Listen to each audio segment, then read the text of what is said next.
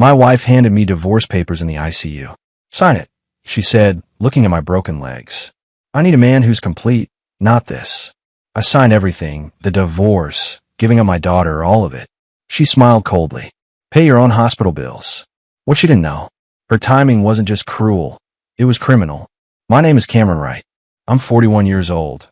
And this is the story of how I learned that the person sleeping next to you can be a stranger planning your destruction. The ICU has a particular kind of silence. It's not peaceful. It's the silence of machines doing the work your body should handle on its own, of fluorescent lights that never dim, of that steady beep, beep, beep, reminding you that you're still here whether you want to be here or not. My right leg was wrapped from hip to ankle in a metal brace that weighed more than my thoughts. The left wasn't much better. The semi-truck had made sure of that when it T-boned my pickup at the intersection of Route 9 and Miller Street 3 days ago.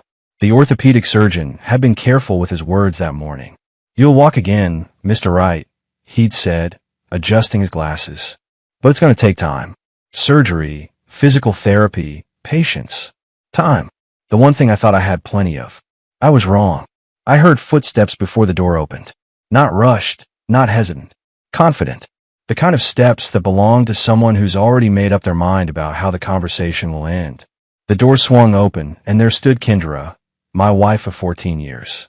Her hair was perfect, pulled back in that way she wore it for important meetings. Her coat was pressed. Her face was composed, like she was walking into a business presentation instead of her husband's hospital room. In her hand was a manila envelope and a pen attached with a thin black cord. She didn't ask how I was feeling. She didn't look at the machines, at the 4 lines snaking into my arms, at the bruising that spread across my chest like spilled ink. She pulled a chair close to the bed and sat down, careful not to wrinkle her coat. Then she placed the envelope on the small table beside me, right next to the cup of ice chips the nurse had brought an hour ago. Sign these, Kendra said, sliding papers out with practiced ease. Her voice was flat, businesslike. I can't do this anymore. I stared at her, waiting for something. An explanation. An apology. Anything that acknowledged the 14 years we'd spent building a life together.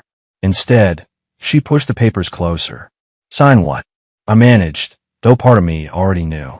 Divorce papers, she said, like she was ordering coffee. And this. She tapped a second document underneath. Voluntary relinquishment of parental rights for Camila. The words hit harder than the truck had.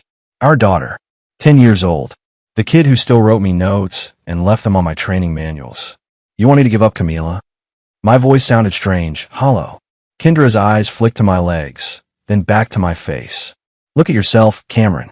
You think you can take care of a child like this? I need someone who can actually function. Someone whole.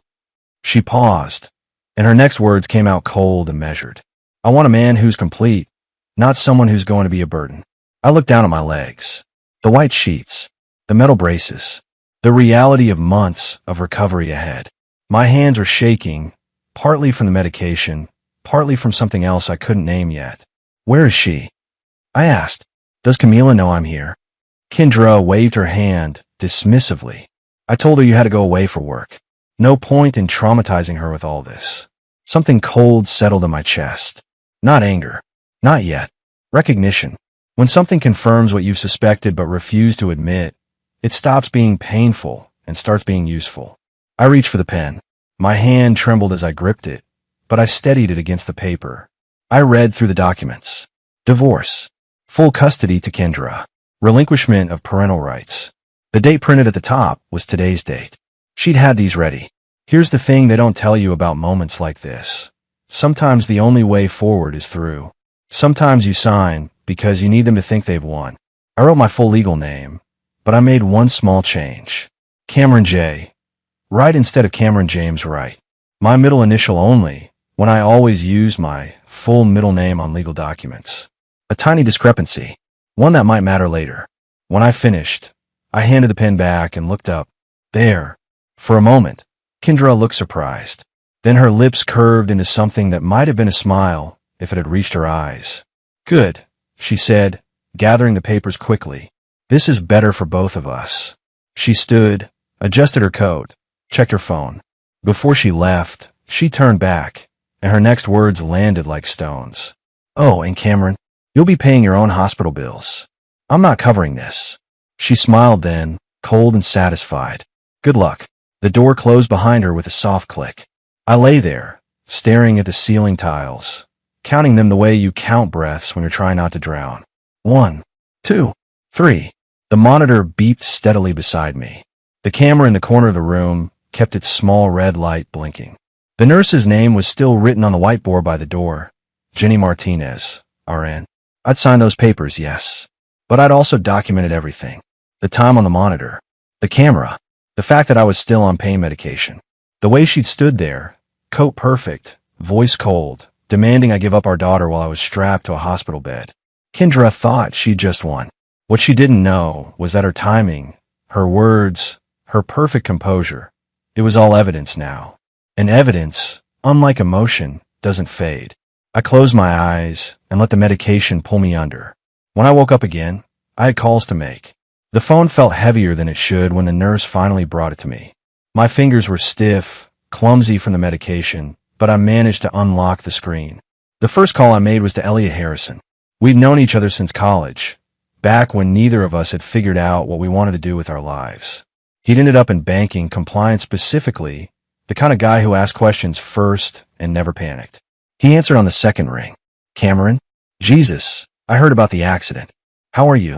I signed divorce papers an hour ago. I said, my voice steadier than I expected. In the ICU, while I'm on morphine. Silence on the other end. Not shock. Calculation. That's why I called him. Kendra brought them. Elliot asked. Walked in like she was closing a business deal. I replied. Didn't ask how I was. Just put the papers in front of me and told me to sign. Did you? Yes. I paused, letting that sink in. But there's more. She also had relinquishment papers. For Camila. She wants you to give up your daughter.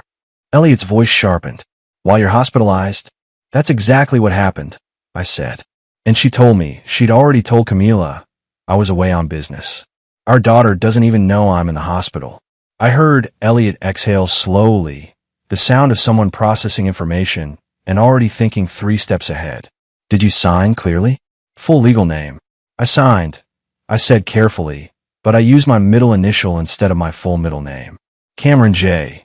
Wright instead of Cameron James Wright. Smart. Elliot's tone shifted into something focused. That might give you leverage later. What else? She said she changed the insurance. I continued. Told me I'm paying my own hospital bills. She smiled when she said it. Elliot. Like she'd been planning this. When did she change the insurance? He asked immediately. I don't know yet, I admitted. But I want to find out. Elliot was quiet for a moment, then spoke with the careful precision I'd learned to trust. Listen to me carefully.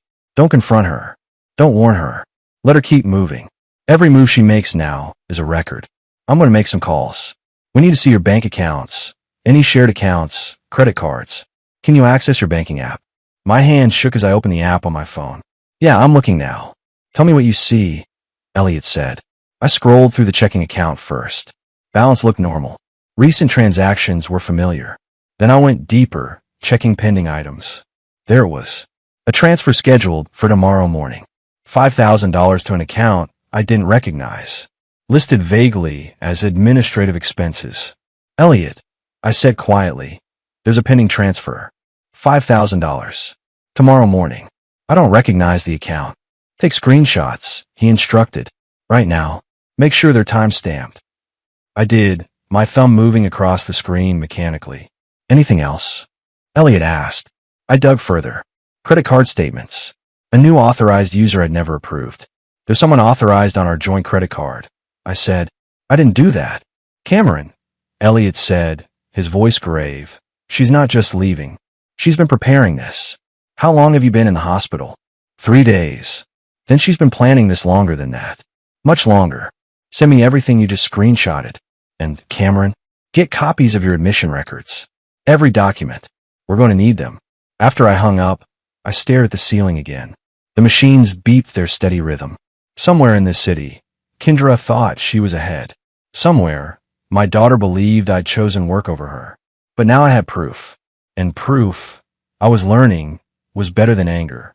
Monica Reeves arrived the next morning with a leather portfolio and reading glasses that made her look exactly like what she was. A paralegal who'd seen every dirty trick in the divorce handbook. Elliot had called her, and she'd agreed to come personally. That told me he'd explained how bad this was. Mr. Wright, Monica said, settling into the chair beside my bed. Elliot, fill me in. I've been doing this for 26 years, and what your wife did yesterday ranks in the top 5 most brazen things I've seen. She opened her portfolio. Let's talk about your business. Tech Skills Certification Center, I said. I founded it 8 years ago. I'm the lead instructor, handle all the technical training, client relationships. And who's listed as the owner? Monica asked, though her tone suggested she already knew. Kendra. The word tasted bitter. She convinced me 5 years ago to register it under her name. Said it would be better for taxes, for liability protection. I trusted her. Monica nodded, making notes. Let me guess. She's listed as owning 51%. How did you know? Because it's a common setup for what comes next, Monica said. She has controlling interest, which means legally, she can make decisions about the business without your approval. She looked up. Has she made any unusual business decisions recently? File any paperwork? I thought back, my mind working through the medication fog. 3 weeks ago, she said she needed me to sign some routine administrative documents. Insurance updates, she called them. Do you remember what they said? I skimmed them, I admitted. I was preparing for a major certification course. Had 40 students enrolled. I trusted her to handle the paperwork side. The reality hit me. She could have been filing for anything. Elliot's already requested copies of any recent business filings, Monica said. But Cameron, you need to understand something. If she's got controlling interest and has filed the right documents, she could be positioning to remove you entirely from your own company. My hands tightened on the bed rails. While I'm in the hospital. While you're in the hospital, Monica confirmed. It's ruthless, but it's not illegal if the paperwork is structured right. However, she leaned forward. The timing matters. A judge might look unfavorably on someone making major business moves while their spouse is incapacitated. I closed my eyes, thinking about the students who trusted me, the reputation I'd built, the certifications I'd spent years developing. What else did Elliot find? He's tracking 3 credit cards that were opened in your name over the last 4 months, Monica said. Total balance of $47,000. Charges for things like luxury hotels, restaurants, shopping. Nothing that looks like business expenses. I didn't open those cards. I know, Monica said, but they're in your name, which means in the divorce, Kendra can argue their marital debt that should be split 50-50. The anger that had been simmering started to build into something hotter, more focused. She's trying to bury me. She's trying to bury you. Monica agreed. But here's what she doesn't know. That signature you gave her yesterday, the one with just your middle initial, that's going to be our opening. And the fact that you were on documented pain medication when she demanded you sign relinquishment papers for your daughter. She smiled grimly. That's going to be our weapon. After Monica left, I requested my phone again and pulled up the school district website. It took some searching, but I found the parent portal login. Kendra had set it up years ago, and I still had the password saved. Camila's attendance records loaded slowly. My daughter had missed 23 days of school in the last 6 months. 23. The notes section showed multiple instances of tardy, unprepared, homework incomplete. My 10-year-old daughter, who'd never missed more than a handful of days, was falling apart. And Kendra hadn't said a word. I took screenshots of everything, my jaw tight. Then I sent them to Monica with a simple message. More evidence. The physical therapist arrived an hour later. Young, determined, the kind who didn't accept excuses. We're going to try standing today, she announced. It hurt worse than anything I'd felt since the accident. Fire shot through my legs, my hips, my spine. But I gripped the rails and held myself upright for 10 seconds. When I collapsed back onto the bed, sweating and shaking, the therapist smiled. That's progress, Mr. Wright. Progress. I take it. Because Kendra was out there somewhere thinking she'd already won. But every second I stayed standing was another second I was getting stronger. And I was going to need every bit of that strength. Elliot called back that afternoon, and his voice carried a weight I hadn't heard before. Cameron, I found something. You need to hear this. I shifted in the bed, ignoring the pain that flared. What? The consulting firm that's listed on that pending transfer? I had someone dig into it. It's an LLC registered to a guy named Kenneth Bryant. Ring any bells? The name hit me like cold water. Ken Bryant. He worked for me 7 years ago. Worked for you? Elliot repeated. I fired him, I said, the memory coming back sharp and clear. He was falsifying client completion records, claiming students had passed certifications they hadn't actually earned. I caught him, confronted him, and fired him on the spot. He threatened to sue, but nothing came of it. Elliot was quiet for a moment. Cameron, Kenneth Bryant has been in contact with Kendra for the past 11 months. Email records show regular communication about financial restructuring and asset protection strategies. The pieces clicked together with sickening clarity. He came back for revenge. Looks that way, Elliot said. And he found the perfect weapon. Your wife. Does he know about the business registration? I asked. I bet money on it, Elliot replied. This feels coordinated. She gets control of the business, he helps her hide assets, and they both get what they want. Her, a clean exit with everything. Him, payback for getting fired. I lay there processing it, my mind working through the implications. What else do we know about him? That's the interesting part, Elliot said. Bryant's married. 15 years. 3 kids. His wife is Jennifer Bryant, daughter of Harold Copeland. The Copeland who owns Copeland Industries. I asked, recognizing the name. The same. Ken Bryant married into serious money. He's been living off his wife's trust fund for years. Elliot paused. Which means if his wife finds out he's helping another woman hide assets in a divorce, she might have questions about why he's so invested. That's leverage, I said. That's leverage, Elliot agreed. I'm having someone look into Bryant's consulting practice. If he's been doing this for other divorces, if he's been coaching women on how to hide money from their husbands, that's not just unethical. It could be illegal. After Elliot hung up, I stared at the ceiling and thought about Ken Bryant. 7 years ago, he'd stood in my office and called me every name he could think of, said I'd ruined his career, that I'd regret it. I thought he was just blowing off steam. I'd been wrong. He'd spent 7 years planning this, waiting for the right moment. And when Kendra started looking for a way out, he'd been right there, ready to help. Not because he cared about her, but because he wanted to destroy me. Well, he'd made one mistake. He'd underestimated how much I cared about my daughter, and how far I'd go to protect her. The nurse came in to check my vitals.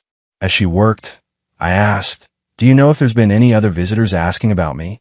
"Just your wife yesterday," she said. "What?" "Just curious. I'll watch her note something on my chart. Can you do me a favor? If anyone else asks about me, or tries to visit, can you let me know first?" She studied my face for a moment, then nodded slowly. "I'll make a note in your file." After she left, my phone buzzed. A text from a number I didn't recognize. "Dad? It's me. I borrowed a friend's phone. Mom said you're too busy to talk. Are you really away for work? Camila." My hand shook as I typed back. "Sweetheart, I'm not away for work. I was in an accident, but I'm okay. I'm in the hospital. I've been thinking about you every minute." 3 dots appeared, disappeared, appeared again. Then, Mom lied to me. I closed my eyes. This was the moment. I could protect Camila from the truth, or I could give her the truth and let her be angry. But anger, I was learning, was better than confusion. "Yes," I typed. She did. "But I'm going to fix this. I promise." The reply came fast. "Can I call you?" "Yes. Anytime. Use this number." My phone rang 10 seconds later, and I heard my daughter's voice, small and scared and so achingly familiar it made my chest hurt. "Daddy, I'm here, Cammy," I said. "I'm right here." The private investigator's report arrived by email 2 days later. Monica had recommended him, a former cop named Ray Kowalski who specialized in divorce cases. What he found made my blood run cold. Kendra had been renting an apartment across town for the past 8 months. Not a small place either. 2 bedrooms, parking garage, upscale building. Monthly rent of $20 to $100, all paid from our joint savings account under vague descriptions like office supplies and business expenses. But that wasn't the worst part. Kowalski had found her Instagram account. Not the one I knew about, the family-friendly one with pictures of Camila's soccer games and our vacation photos. This was a different account, registered under her maiden name, Kendra Ross. The photos told a story I'd been too blind to see. Kendra without her wedding ring, wearing clothes I'd never seen, at restaurants I'd never been to. Captions like "Finally living my truth" and "New chapter, new me." Pictures with Ken Bryant, his arm around her waist, both smiling at some rooftop bar. The timestamps went back 11 months. One post from 3 weeks ago showed her at some upscale spa. The caption read, "Self-care isn't selfish. Investing in the woman I'm becoming." The comments section was full of supportive messages from people I didn't recognize. I scrolled further back. There was a photo from 6 months ago, Kendra in a designer dress I'd never seen her wear. "Successful women don't wait for permission," the caption said. 2,300 likes. Elliot called while I was still staring at the screen. "You see the report?" "I'm looking at it now," I said, my voice tight. 8 months. She's had a whole separate life for 8 months. "It gets worse," Elliot said. "Remember those cosmetic procedure charges we found?" Kowalski tracked them down. She spent $21,000 in the last 4 months. Botox, fillers, laser treatments, new wardrobe, all from your joint savings. While telling me we needed to be careful with money, I said quietly. "While telling you to be careful with money," Elliot confirmed. Cameron, she was preparing, getting ready for her new life. Ken Bryant was helping her plan the financial side, and she was building a public persona as a single woman ready to move on. I thought about the nights she'd come home late, claiming she'd been at networking events for the training center. The weekend she'd said she needed to visit her mother in Connecticut. The way she'd stopped asking about my day months ago. "There's one more thing," Elliot said. "Kowalski found bank records showing she's been paying for that apartment even when she's home with you, which means she's been going there during the day, leaving Camila with babysitters and telling you she's at the office." "How many days a week?" I asked. 3 or 4, Elliot said. "Sometimes more." I closed my eyes. My daughter had been abandoned in plain sight while Kendra built her exit strategy. "Send everything to Monica," I said. "Every photo, every receipt, every timestamp. I want it all documented." After the call ended, I looked at one more photo on Kendra's hidden Instagram. It was from 2 weeks ago, before my accident. She was holding a champagne glass, smiling at the camera. The caption read, "The best revenge is a life well lived." Revenge? Against what? Against me? Against our marriage? Against Camila? My daughter called again that evening. We've been talking every night since that first call. "Dad, when are you coming home?" "Soon, sweetheart, I promised. The doctors say another week or 2. Mom says I can't visit you." Camila's voice was small. "She says hospitals are dangerous for kids." "Cammy, when I get out, we're going to spend so much time together," I said. "I promise." After we hung up, I stared at the ceiling. Kendra thought she'd built the perfect escape. But every photo, every receipt, every lie was evidence now. And evidence was something judges paid attention to. Getting Ken Bryant to meet me took exactly one carefully worded text message sent from a burner phone Elliot had arranged. "Need to discuss final payment arrangements for Kendra, right case. Prefer to meet in person." He responded within an hour, suggesting a coffee shop downtown, public enough to feel safe, quiet enough for conversation. He thought he was meeting a potential client referred by Kendra. What he didn't know was that Elliot had already contacted the cafe manager and confirmed their security camera coverage. I checked myself out of the hospital against medical advice 2 hours before the meeting. The discharge nurse made me sign a waiver, concern written across her face. "Mr. Wright, you're still on strong medication. You're not supposed to drive." "I'm not driving," I assured her. Elliot was picking me up. The cafe was exactly as Brian had described it. Upscale, modern, the kind of place where people had quiet business conversations over $12 lattes. I arrived early, positioning myself at a corner table with my cane propped against the chair. The metal braces on both legs were visible under my pants. I wanted Bryant to see exactly what condition I was in when he'd helped my wife ambush me in the ICU. He walked in 15 minutes later, looking confident in an expensive suit and designer glasses. Mid-40s, fit, with the kind of smile that probably worked well on his clients. He scanned the room, spotted me, and his expression changed. Recognition, then calculation, then something like panic. He turned to leave, but I spoke up loud enough to carry. "Ken Bryant, sit down. We need to talk." Several other customers glanced over. Bryant's jaw tightened, but he walked to my table.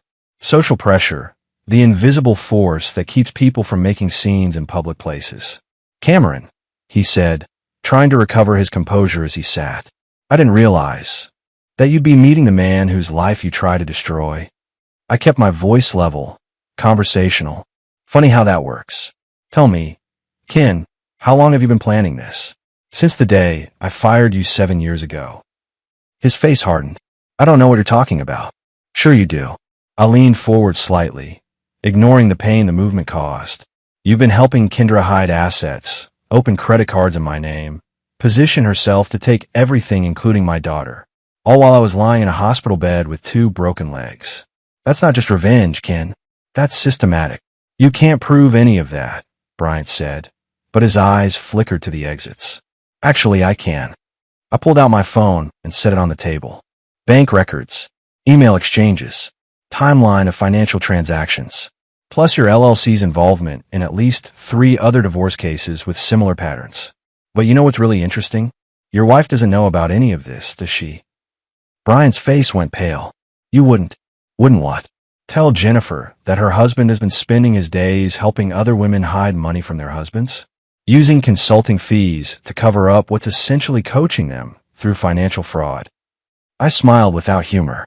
Jennifer Bryant, daughter of Harold Copeland. I wonder how her father would feel about his son-in-law's business practices. What do you want? Brian's voice had lost its confidence. I want you to walk away, I said quietly. Stop contacting Kendra. Stop giving her advice. Disappear from this situation entirely. And in exchange, your wife never needs to know that you've been playing financial advisor to my wife while trying to destroy me. Brian stared at me, his jaw working. Around us, the cafe continued its normal rhythm, but our corner table felt like a different world entirely. You're making a mistake, he finally said. No, Ken. You made the mistake 7 years ago when you decided to forge client records. And you made another one when you thought I wouldn't figure out what you and Kendra were planning. I picked up my phone. Now get out. And if I see your name on one more document, one more email, one more anything connected to my wife or my divorce, Jennifer gets a very detailed dossier about your consulting practice. Bryant stood, his face flushed with anger. He opened his mouth, then closed it. Then he turned and walked out without another word. I sat there for another 10 minutes, my hands shaking slightly as the adrenaline faded. Elliot slid into the chair Bryant had vacated. Got all of it, he said, patting his jacket pocket where he'd been recording everything from a nearby table. Every word, every threat he didn't quite make, every admission he didn't quite give. Good, I said, because Kendra is going to wonder why her advisor suddenly went silent. Let her wonder, Elliot replied. Panic people make mistakes. The first official notification arrived 3 days after my meeting with Ken Bryant. Subject line, temporary financial restraint order, case hashtag 2024, DR 8847. No drama, no exclamation points. Just legal language written by people who understood that when systems move, they document rather than announce. I read it twice, then called Monica. It's live, she said before I could speak. All joint accounts frozen, pending review. Kendra can't move anything without court approval. Has she tried? I asked. Twice. Monica confirmed. Same device, both attempts logged. The system flagged them immediately. I imagined Kendra staring at her phone, refreshing her banking app, convinced there had to be some mistake. People who've always had access confuse it with entitlement. When it disappears, they take it personally. What about the business? I asked. That's more complicated, Monica admitted. But we filed a motion to freeze any major business decisions until the court reviews the ownership structure. Given that she had you sign documents while you were on pain medication in the ICU, the judge is paying attention. My lawyer, a man named Richard Collins who Monica had recommended, called an hour later. We filed for emergency custody evaluation, Richard said, based on the school records, the parental alienation, and Camila's own statement that she wants to live with you. Will they listen to her? I asked. She's only 10. In family court, children 10 and older can express their preference, Richard explained. The judge doesn't have to follow it, but they do consider it. Combined with your wife's documented neglect, 23 missed school days, the lying about your hospitalization, it builds a strong case. That afternoon, hospital billing called. Mr. Wright, this is Denise from Patient Accounts. Your insurance coverage has been provisionally reinstated while the matter is under review. Provisionally? I asked. It means any charges incurred during your stay will be processed according to your original policy terms, Denise explained. The insurance company is investigating the timing of the changes made to your coverage. Another door, closing quietly behind Kendra. Another part of her plan, falling apart. Monica called again that evening. Kendra's attorney reached out. She wants to negotiate. Already. I hadn't expected movement this fast. She's panicking, Monica said with satisfaction. Ken Bryant stopped returning her calls. Her bank accounts are frozen, and now she's facing a custody evaluation where her own daughter is going to tell a judge she doesn't feel safe with her mother. She thought she had everything planned perfectly. What's she offering? I asked. Split custody, no financial penalties, shared business ownership. Monica paused. It's a significant climb down from demanding you relinquish all parental rights. Tell her no, I said. She wanted to erase me from Camila's life while I was fighting to walk. Now she wants to negotiate. No, we go to court, and we let the evidence speak. Good, Monica said, because judges remember parents who abandon their spouse in the ICU. The custody evaluation took place in a small office that tried too hard to look friendly. Soft lighting, comfortable chairs, children's drawings on the walls. The evaluator was a woman named Dr. Patricia Simmons who'd been doing this work for 15 years. She'd already interviewed Kendra, reviewed the school records, and spoken with Camila's teachers. Now it was my turn. Mr. Wright, Dr. Simmons began, settling into her chair across from me. I've reviewed your case file. Can you tell me about your relationship with your daughter? I told her about the bedtime stories, the homework help, the way Camila used to leave me notes on my training materials. I explained the technical certifications I taught, how I'd always made sure to be home for dinner, how Camila and I had our Saturday morning tradition of making pancakes together. And you weren't aware she was missing school? Dr. Simmons asked. I had no idea, I said. Kendra handled the school communications. She told me everything was fine, that Camila was doing great. I trusted her. The admission still stung. I trusted my wife to tell me if our daughter was struggling. Dr. Simmons made notes. Your wife says you were often absent due to work commitments. I teach technical certification courses, I explained. The schedule is structured. Classes run Tuesday through Thursday, 9 to 5. I'm home every evening and all weekend. I have emails, calendar records, everything documenting my schedule. And the apartment your wife was renting? Dr. Simmons asked. Were you aware of it? No, I said flatly. I found out through bank records after she served me divorce papers in the ICU. She was taking Camila to after-school care 3 or 4 days a week, telling me she had business meetings, and spending that time at a separate apartment I didn't know existed. Dr. Simmons wrote for a long moment. I've spoken with Camila. She's articulate for her age, very clear about her feelings. My chest tightened. What did she say? She said her mother is always on her phone, that she misses having dinner with you, that she doesn't understand why her mother lied about where you were. Dr. Simmons looked up. She also said she feels safer with you. Something in my throat closed up. I managed to nod. Mr. Wright, I'm going to be direct with you. Dr. Simmons continued. The evidence suggests a pattern of parental neglect by your wife and active alienation attempts. The timing of the divorce papers, served while you were hospitalized with serious injuries, including documents demanding you relinquish parental rights, shows concerning judgment. Combined with the financial deception and the secret apartment, this paints a picture of someone prioritizing her own interests over her child's well-being. What are you recommending? I asked. I'll be recommending primary custody to you, Dr. Simmons said, with supervised visitation for your wife until she completes parenting classes and demonstrates consistent, appropriate behavior. This isn't a decision I make lightly, Mr. Wright. But in this case, the evidence is clear. I sat there, gripping the arms of the chair, feeling something shift in my chest. Not victory. That would be too simple. This was relief. The system had actually worked. Thank you, I managed. Don't thank me, Dr. Simmons said.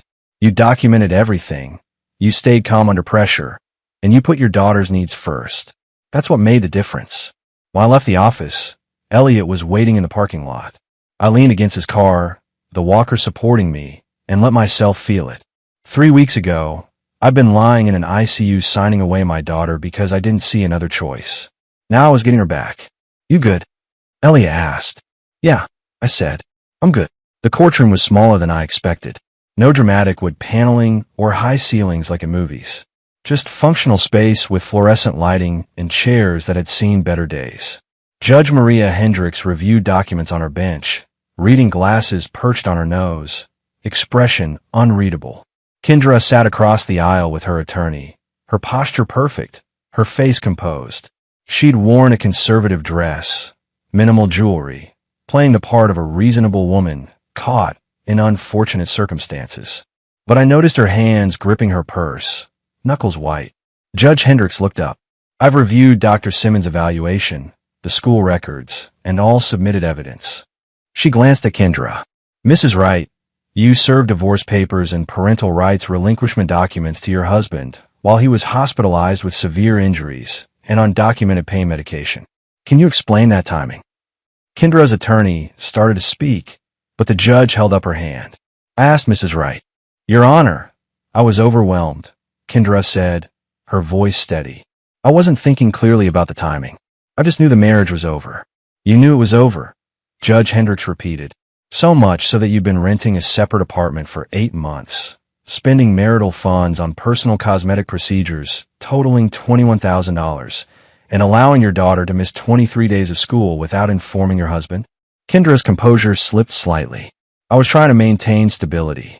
Stability, the judge interrupted, would have been ensuring your daughter attended school. Stability would have been honest communication with your spouse. What you did, Mrs. Wright, was systematically plan an exit strategy while deceiving your husband about your daughter's well-being and exploiting his medical emergency to gain advantage. The judge turned to me. Mr. Wright, you'll have primary physical and legal custody of Camila. Mrs. Wright will have supervised visitation, 4 hours every other Saturday, pending completion of parenting classes and 6 months of family therapy. Additionally, the business ownership will be restructured. Since you founded Tech Skills Certification Center and perform all technical work, you'll retain 75% ownership. Mrs. Wright will have 25% as recognition of administrative contributions, but no decision-making authority. She looked at Kendra again. The credit card fraud, and yes, Mrs. Wright, opening cards in your husband's name without his knowledge is fraud, will be reported to the appropriate authorities. You'll be responsible for those debts, totaling $47,000 in full. The apartment rental costs will be deducted from your settlement share. Mr. Wright's signature on those relinquishment papers is void due to his documented medical condition and the improper execution. Judge Hendricks leaned forward. And Mrs. Wright, if I hear that you've attempted to manipulate Camila against her father again, if you've violated visitation terms, if you've made any attempt to interfere with Mr. Wright's custody, I will terminate your parental rights entirely. This court takes parental alienation seriously. Do you understand? Yes, Your Honor, Kendra whispered, her voice breaking slightly. Furthermore, the judge continued, Mr. Bryant's involvement in this matter has been forwarded to the State Bar Association for review. Advising someone to exploit a spouse's medical emergency crosses ethical lines. When court adjourned, Monica touched my arm. Full custody, business control, debts assigned to her. You won everything that mattered. I looked across the room at Kendra, who sat frozen, her attorney speaking urgently beside her while she stared at the table. I didn't feel triumph. I felt tired, relieved, and ready to move forward. No, I said quietly. Camila won. That's what matters. Outside, Elliot was waiting. How do you feel? Like I can finally breathe, I admitted. For the first time in months. 18 months later, I stood in the parking lot of Riverside Elementary, watching Camila walk out with her class. She spotted me immediately, her face lighting up the way it used to before everything fell apart. She ran over, backpack bouncing, ponytail swinging. Dad, guess what? I got an A on my science project. Mrs. Henderson said it was the best in the class. That's my girl, I said, pulling her into a hug. My legs barely ached anymore, just a dull reminder when weather changed. Physical therapy had done its job. I'd finished my last session 3 months ago, walking out on my own 2 feet with nothing but gratitude for the therapist who'd pushed me when I wanted to quit. The business was thriving.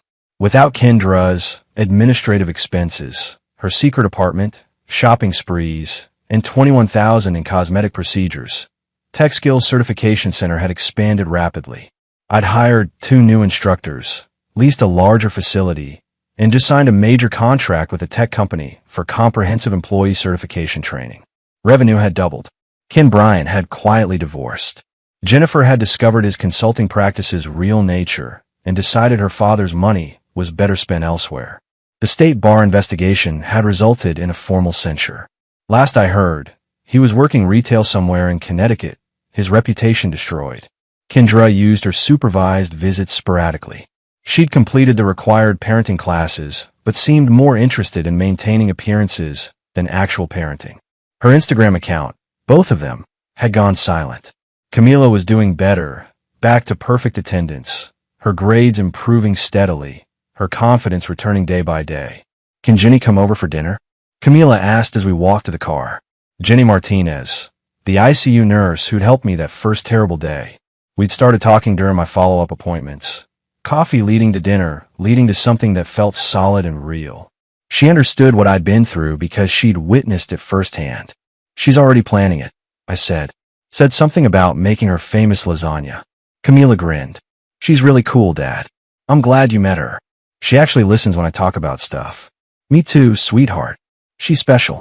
That evening, sitting around the dinner table with Camila and Jenny, listening to my daughter excitedly explain her science project about renewable energy and solar panel efficiency, I realized something profound. Kendra had tried to reduce me to a problem she could walk away from. She'd seen my broken legs and decided I was finished, used up, no longer worth the effort. She'd been catastrophically wrong about what mattered. Strength wasn't about never falling. It was about getting back up, documenting every step, and fighting for what was worth fighting for. It was about choosing patience over rage, evidence over emotion, and love over revenge.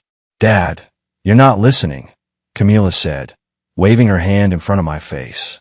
"I'm explaining the important part about energy conversion." "Sorry, Cammy. Tell me again about the solar panels." As she launched into her explanation with enthusiasm, Jenny caught my eye across the table and smiled. "Not everything broken stayed broken. Some things healed stronger than before. Some relationships built on truth lasted longer than those built on convenience. And some battles, the ones you fought with patience and evidence and unwavering focus, those were the ones you actually won." This wasn't about revenge. It never had been. It was about protecting my daughter, reclaiming my life, and proving that quiet strength beats loud cruelty every single time. Looking at Camila's animated face as she talked about photovoltaic cells and energy efficiency, I knew I'd made the right choices. Not the easy ones. Not the ones that felt good in the moment. The hard ones. The patient ones. But the right ones.